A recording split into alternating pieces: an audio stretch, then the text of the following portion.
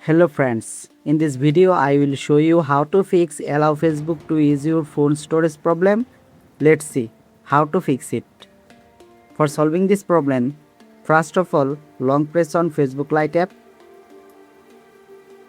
tap on I button, tap on storage, tap on clear data, clear cache, OK to confirm. Go back to previous page, scroll down, tap on app permission. Make sure your all permission is allow on permission, call log permission, allow camera option, allow contact, allow location, allow microphone,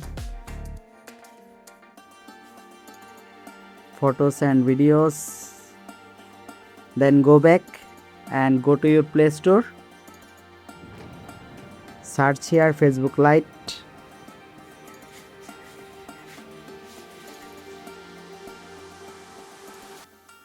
Update your Facebook Lite if it's available for updates. Then open your Facebook Lite app. By doing this process, you can successfully solve your problem. Thanks for watching. Subscribe for more updates.